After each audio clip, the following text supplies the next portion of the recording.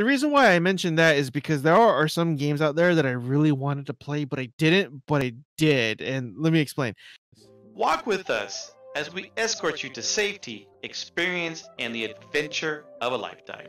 Now comes our Escort Quest, because we are wanting very much, always, to lead you to safety, experience, and the adventure of a lifetime, which leads you to player guides. I don't know why it came to my mind.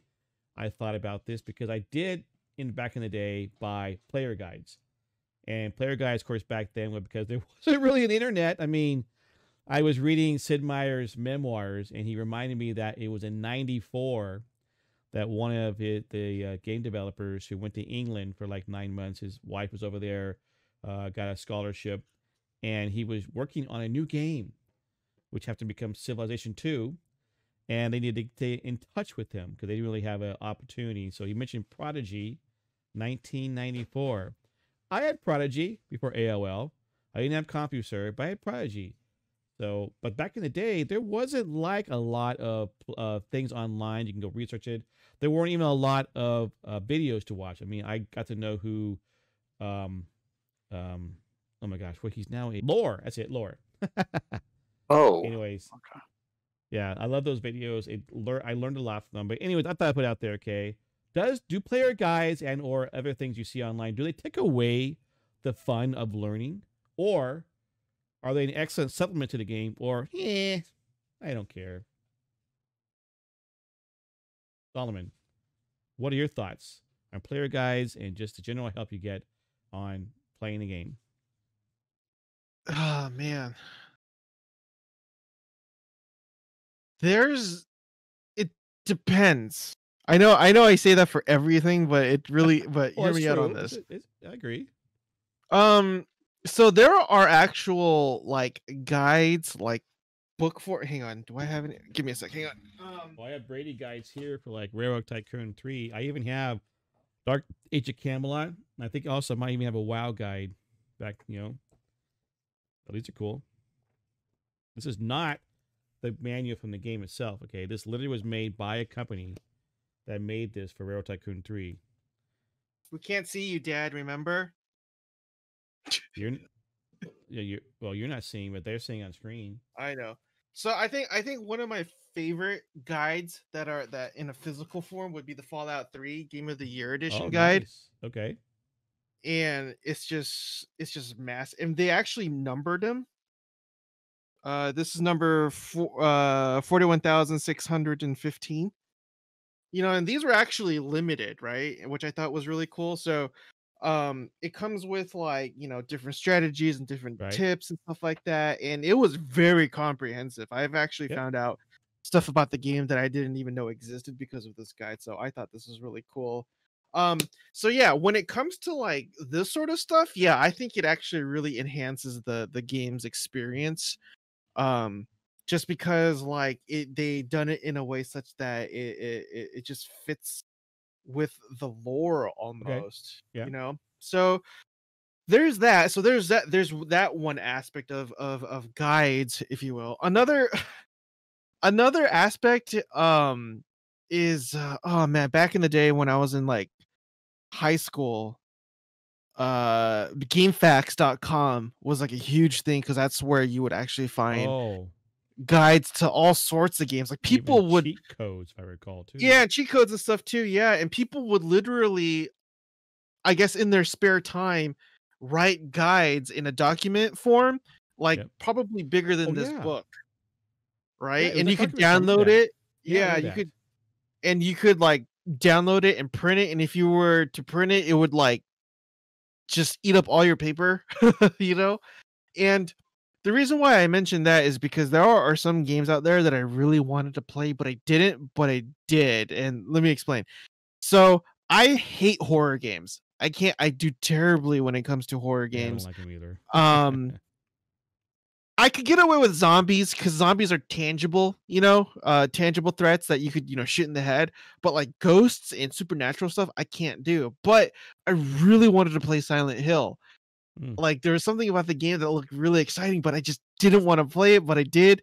And so I remember going to my high school, and secretly, without anyone knowing, or they probably know now, printing out the guide for Silent Hill, and it was literally like this thick. I ate up so much ink and paper, and I needed that guide to kind of hold my hand because it would tell me what to do, when to do it. There's like limited resources. I believe it was Silent Hill The Room, and there was like you're limited to these silver swords or whatever swords. There's like 2 and 3 in the entire game, and if you actually use the sword on particular bosses, it would prevent them from showing up ever again because some of them would hunt you constantly, sort of like Nemesis from Resident Evil 3. And so I would, when I play it, I would just read through it along with it. It's just so that I wouldn't get scared. Okay. And so in that case, I was definitely blessed to have that guide because there's no way I would have played Silent Hill or any of those type of games if I had not had those guides. And I'm really glad that I had those guides because then now I could say I had that experience of playing Silent Hill and be able to share that with you and just connect with people who have. Thirdly, can it ruin the experience? I think that depends too, just because I know a lot of people out there that just want the quick and easy and just want to get it over with, and that's fine. I can't really think of an instance where you're playing a game and you're just so tempted to play or look at a guide or understand how to play it so much so that it becomes like this gnawing temptation or whatever you want to call it. Like I can't think of a circumstances where that actually is a thing in any event. So yeah, I guess there's only really 2 for me in that book. So book, get it? I said book. Yeah. Uh What's interesting is the fact that back in the day, again, right? So I went to my old games here, right? I mean, I have the old original King's Quest games. My wife loved the King's Quest games because they were they were action adventure, but they were puzzles too. And I remember I wasn't that much into those kind of games as much as I was like into building games like Railroad Tycoon or Civilization. And so I remember you couldn't really find a guide. You had to actually figure it out. So you're much more, but they also probably played the game in a much more deeper way and probably took you longer to play it too. So that's why I was thinking like the fact that, player guides are definitely helpful. I think if you use it as a cheat code, I mean, we all know that happens. Okay. Then you're ruining the experience. Okay. You're ruining what the devs are trying to do.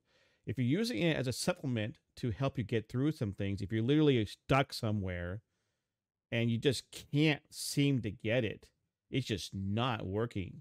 Then yeah, I think it helps. Okay. When you follow it verbatim, then what have you done? You're not playing the game. You're just following a guide. So I think it's a useful tool. I'm not mad about it. I think it depends. Like you said, it depends.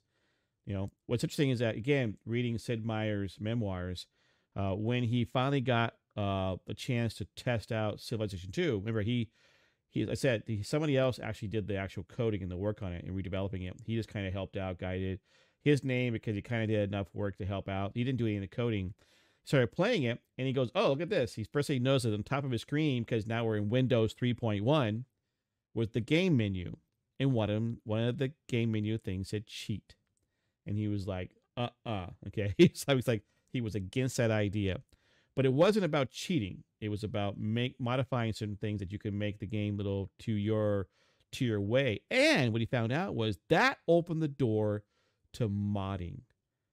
And that's what we all know about for all the games Civilization following. Mods have been, I remember now thinking about the fact that I downloaded several mods. I think it was Civ 3, just trying different things. The community was just enamored with it. So I find it interesting. Remember God Mode Activated when we first created the name, people my age, God Mode means cheat code. But younger generations, like God Mode, just like that's just another mode. It's just I can just turn everything off and just do what I want. It's like just a way of playing the game. I'm not really intending on winning the game that direction because I'm not cheating. I'm just playing the game in a different way versus those who actually went on the, like you mentioned, those websites and find the cheat codes. If you type in XYZ32973 somewhere and then all of a sudden you get to get faster. I don't know. That's why speedrunners are rather cool, because they're playing the game with the broken holes. Don't get me wrong. I get the fact, okay, but that is the game. Even with the holes in the game, it's still the game. Check out the further adventures of Kennethan by liking and subscribing and watching me live on twitch.tv/Kennethan.